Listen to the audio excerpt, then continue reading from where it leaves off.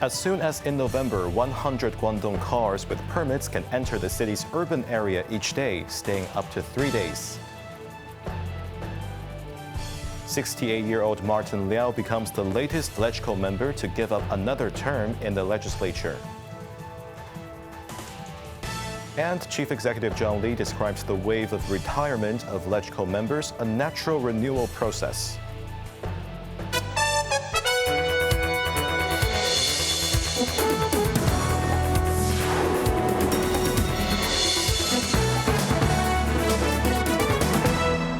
Good evening. You're watching Cable News. I'm Jeremy Chu. Hong Kong is set to implement a highly anticipated cross-border scheme in November, which allows Guangdong motorists to drive into the city with a permit via the Hong Kong-Zhuhai-Macau Bridge.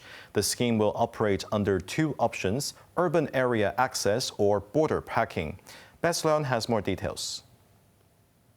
According to the Southbound Travel for Guangdong vehicle scheme, approved vehicles from Guangdong will only be permitted to enter the city via the Hong Kong-Zhuhai-Macau Bridge, same as the arrangement for northbound traveling Hong Kong cars. They can apply for either border parking or access to urban areas, with a daily quota of 100 vehicles for the latter. Each urban entry permit will allow a stay of up to 3 days. Applicants must hold a valid Hong Kong driving license, have their vehicles inspected to local standards, and purchase third-party insurance for Hong Kong. Under the border parking arrangement, cars must be left at the automated car park at the Hong Kong port of the bridge. Drivers and passengers must then transfer to flights or use local transport to continue their journeys. In the first phase, 1,800 parking spaces will be made available. Best Learn Cable News. Veteran lawmaker Martin Liao confirmed he will not seek re-election in the upcoming Legislative Council polls, joining a growing exodus of senior legislators from the political arena.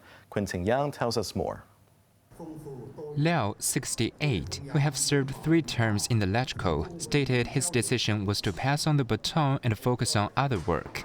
His announcement comes amid a wave of retirements, with at least 13 lawmakers having declared they will not run in the December elections, 7 of whom are aged 70 or above, including LegCo President Andrew Leung and 5-term lawmaker Ma Fung-kwok. Other senior figures, such as Regina Ip, Michael Tian, and Lai Chung-kwok, have yet to announce their plans. Quentin Yang, Cable News. Chief Executive Zhang Li expressed full respect for the personal choice of lawmakers not contesting December's Legislative Council elections, describing the shift as part of a natural renewal process for the city's governance. Quentin Yang again reports. Li's remarks came after half of the city's 12 legislators aged 70 or older have announced they will not seek re-election, sparking speculation about unofficial age limits in the electoral system. Speaking ahead of the Executive Council meeting, Li dismissed concerns about a coordinated purge, pointing out that departures span various age groups, including younger members such as 36-year-old Gary Jen and 37-year-old Connie Lam. It is normal for any organization to see a change of personnel during a change of term, he said, characterizing the wave of exodus as a positive passing the torch to newcomers. He also praised the current LegCo for its practical and efficient work, passing 130 bills within the term, a 60% increase from the previous session. Among the veterans stepping down are LegCo President Andrew Leung, Liberal Party's Tommy Chen, commercial sector lawmaker Jeffrey Lam, and Chan Kim-por, who represents the insurance constituency. While some also sit on the Executive Council, Li said none of the members in the policy-making body have indicated plans to leave before completing their 5-year tenures.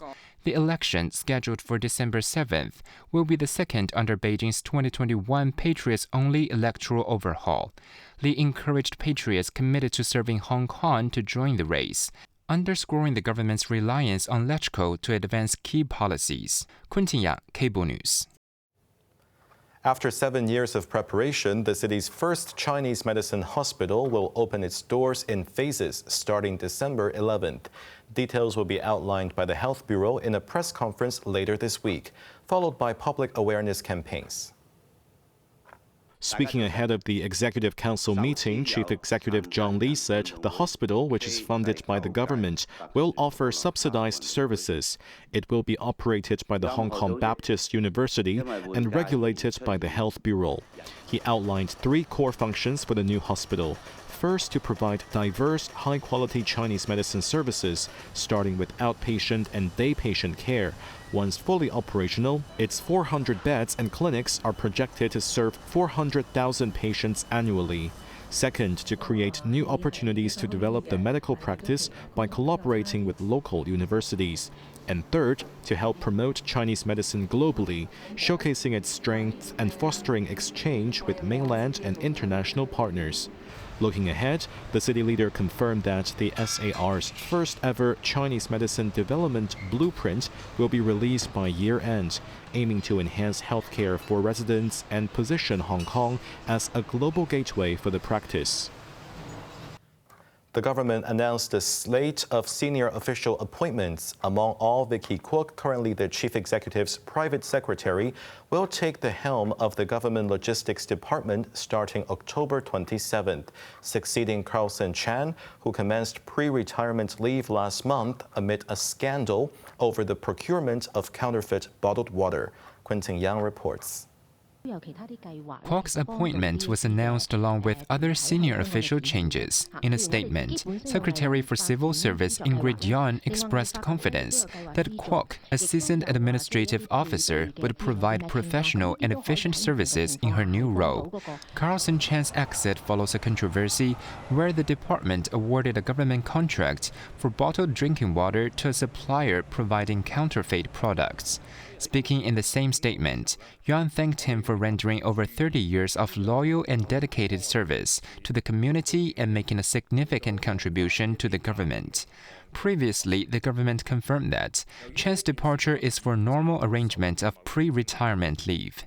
In a separate appointment, Vic Yao, currently the director of the Northern Metropolis Coordination Office, will become the permanent secretary for Transport and Logistics on November 17th, whereas Kevin Choi, current permanent secretary for Transport and Logistics, will take up the post of permanent secretary for Innovation, Technology and Industry on October 27th, to succeed Eddie Mack, who proceeded on pre-retirement leave last month. Quentin Yang, Cable News. The Office of the Privacy Commissioner for Personal Data has confirmed that the personal information of about 20,000 Hong Kong customers has been compromised in a Qantas Airways data breach. The airline informed the watchdog in July, confirming that hackers leaked the stolen data of 5.7 million customers onto the dark web. The compromised information includes names, addresses, phone numbers, email addresses, and health details. Meanwhile, the social media platform Discord has also fallen victim to hackers who stole data and demanded a ransom.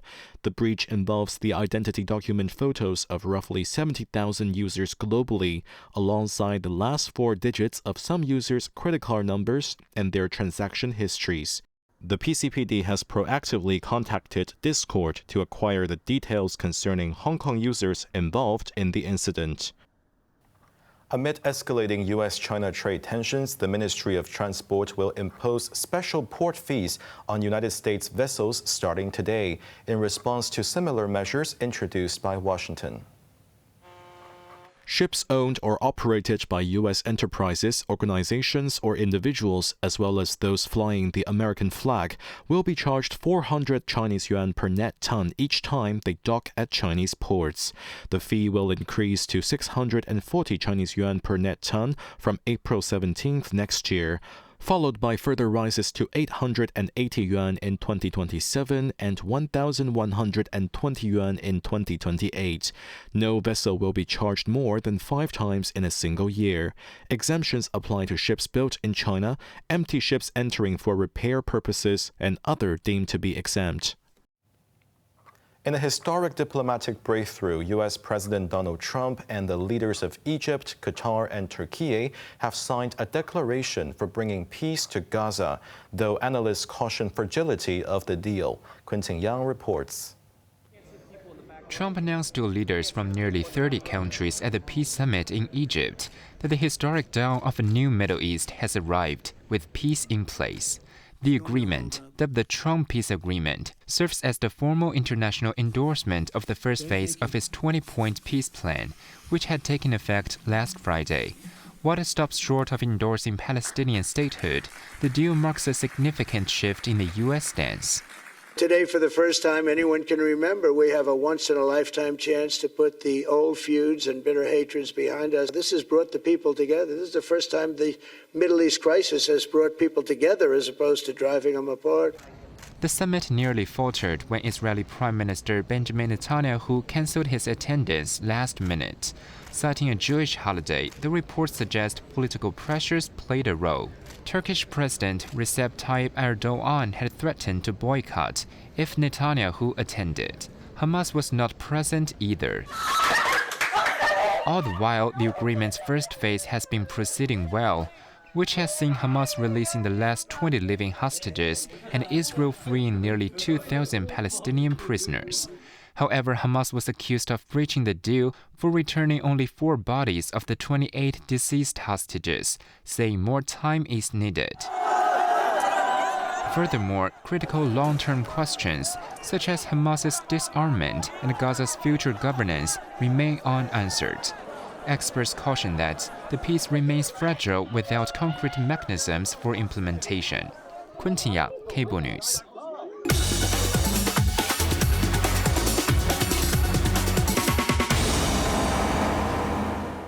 Shares in Hong Kong dipped for a 7th day, with the benchmark index sinking to the lowest level in a month. The Hang Seng Index ended the day down 448 points. Top active stocks of the day: Alibaba was down $7, Tencent was down $18. Kuaishou was down $5.45, and Meituan was down $1.50.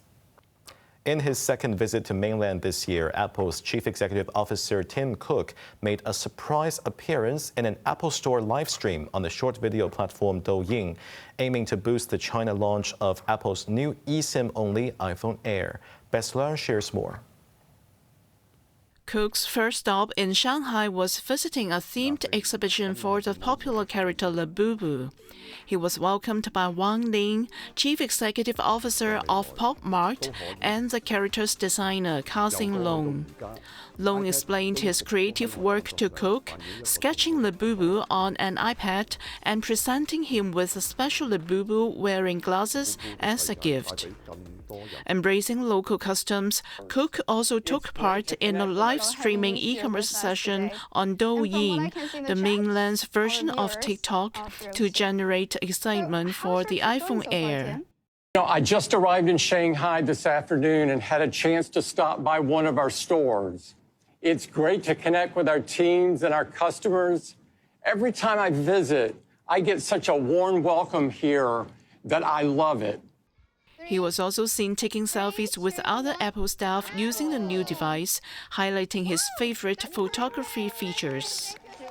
The iPhone Air, Apple's thinnest ever smartphone, will begin pre-orders in mainland this Friday.